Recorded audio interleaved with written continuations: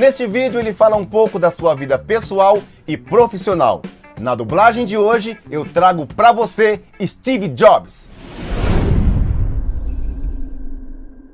Obrigado. Estou honrado de estar aqui hoje para a colação de grau de uma das melhores faculdades do mundo. E verdade seja dita, sabem, eu nunca terminei a faculdade. E isso é o mais perto que eu já cheguei de uma formatura. Hoje vou contar 3 histórias da minha vida. É isso aí, não é grande coisa, apenas 3 histórias.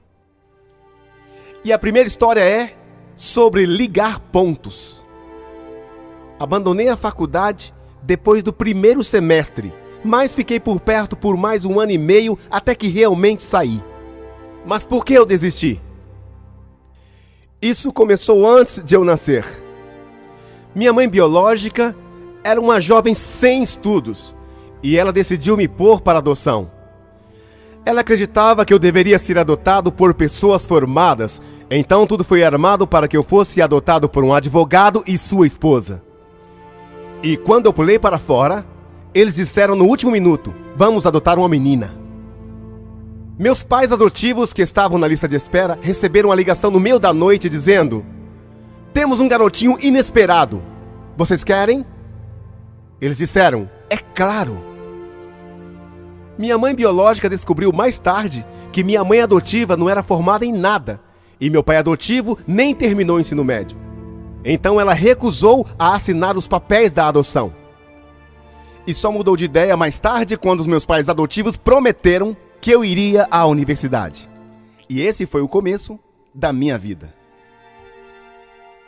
E 17 anos depois eu fui à universidade. Mas ingênuo ao escolher, escolhi uma ao preço da Stanford. E tudo que os meus pais conseguiram juntar, investiram em minha educação. 6 meses depois, eu não dei valor àquilo. Eu não tinha ideia do que fazer da minha vida. E nem como a universidade poderia ajudar a descobrir. E lá estava eu, gastando tudo que os meus pais juntaram em toda a sua vida.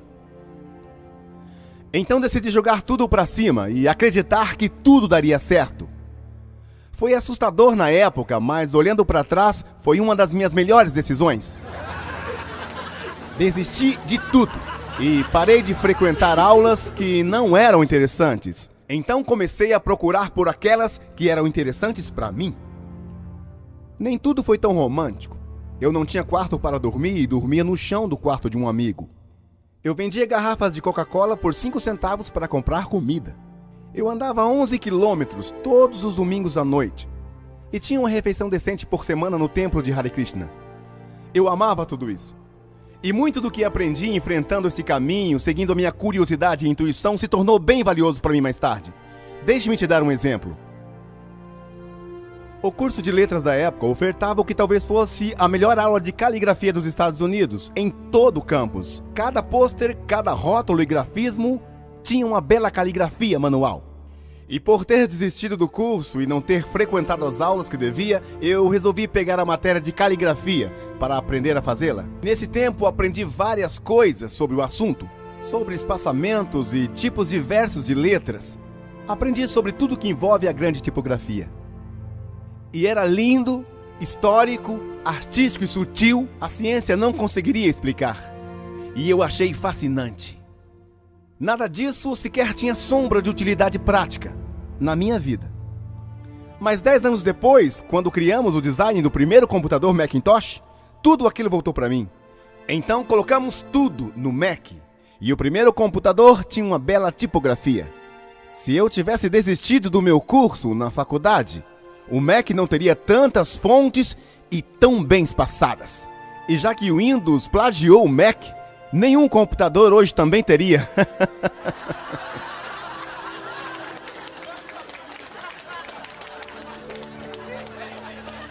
Se eu tivesse largado meu curso, eu não teria aprendido caligrafia e os computadores pessoais não teriam as maravilhosas letras que hoje têm. É claro que ligar os pontos futuros era impossível na época da universidade, mas ficou bem claro ao olhar para trás 10 anos depois. Entenda, Você não pode ligar os pontos olhando para frente, você só pode ligá-los olhando para trás. Precisa crer que de alguma forma os pontos te ligam ao futuro. Você precisa acreditar em algo, Deus, destino, vida ou karma, não importa. Pois acreditar que os pontos se ligarão estrada fora te dará confiança para seguir o seu coração, mesmo que ele te leve para longe do caminho esperado. E isso fará toda a diferença. Minha segunda história é sobre amor e perda. Eu tive sorte. Eu encontrei a minha vocação bem cedo na minha vida. Começamos a Eipo na garagem dos meus pais quando eu tinha 20 anos. Trabalhamos duro e durante 10 anos a Eipo cresceu de 2 pessoas na garagem para uma empresa de 2 bilhões de dólares e 4 mil funcionários. Tínhamos lançado a nossa criação, o Macintosh, um ano antes de eu completar 30 anos. Então eu fui despedido. É possível ser dispensado da própria empresa?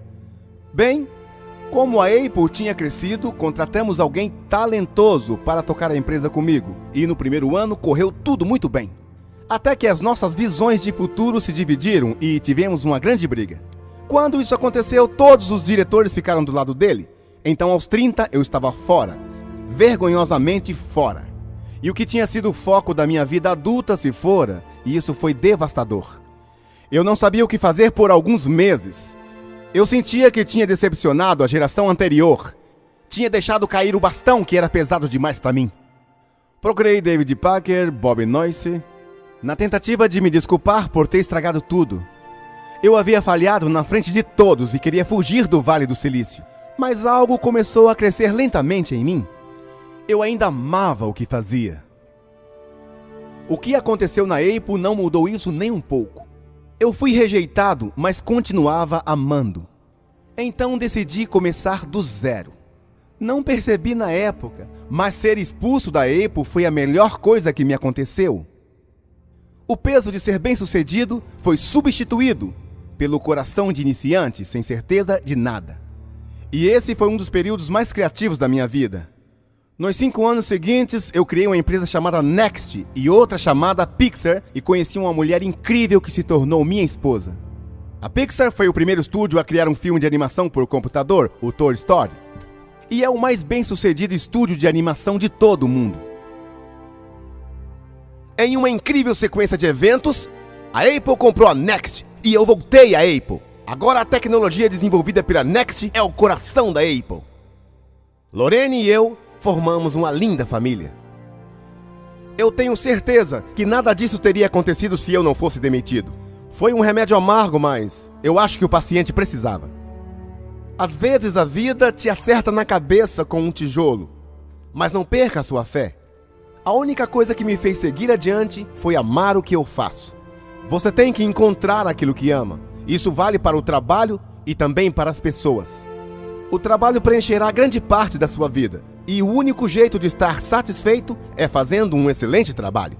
E um excelente trabalho só nasce do amor pelo que se faz. Se você ainda não encontrou, continue procurando. Não confie apenas na razão. Mas como tudo do coração, você saberá quando encontrar.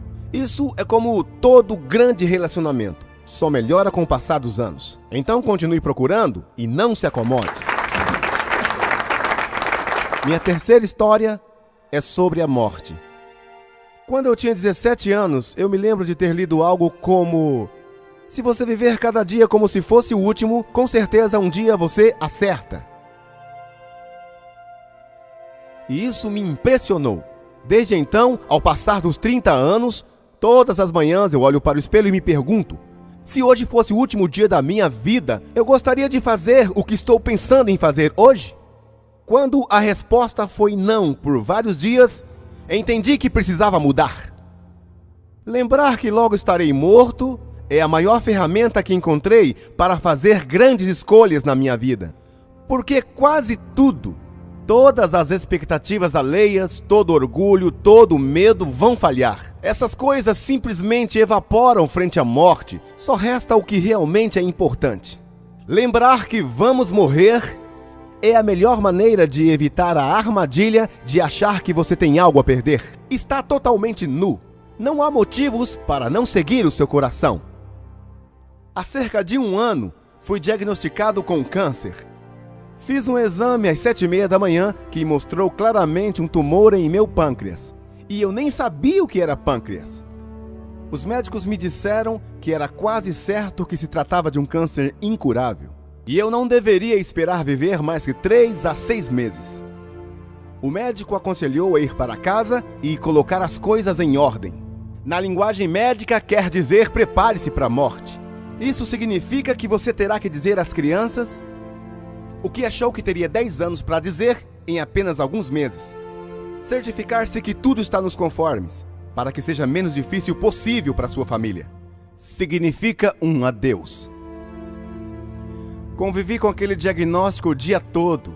Depois, mais tarde, fiz uma biópsia, onde puseram uma sonda garganta abaixo, passando pelo estômago e intestino. Enfiaram uma agulha no meu pâncreas para extrair células do tumor. Eu estava sedado, mas minha esposa, que estava lá, me contou que quando eles viram as células no microscópio, os médicos começaram a chorar. Eu desenvolvi uma forma raríssima de câncer pancreático, algo curável cirurgicamente. Eu fiz a cirurgia e agradecidamente estou aqui.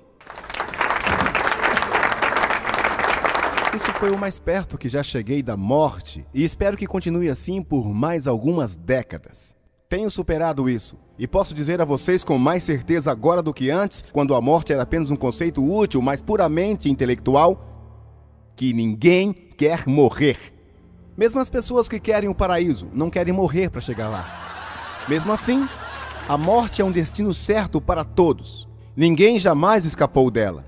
Isso é o que deveria ser, porque a morte é provavelmente a mais bela invenção da vida. É o que renova a vida, tira o velho do caminho e abre espaço para o novo. Por enquanto, o novo são vocês. Mas em algum dia, não tão distante, vocês ficarão cada vez mais velhos e sairão do caminho. Pode parecer dramático, mas essa é a verdade. Seu tempo é muito limitado, então não desperdice-o vivendo a vida dos outros. Não caia na armadilha do dogma, que é viver pelo que os outros esperam. Não deixe as vozes alheias silenciar a sua voz interior. E o mais importante, tenha coragem de seguir a sua intuição. De alguma maneira, ela já sabe em que você quer se tornar. Todo o resto é secundário. Quando eu era jovem, havia uma publicação chamada Catálogo do Mundo Inteiro. Era uma das bíblias da minha geração.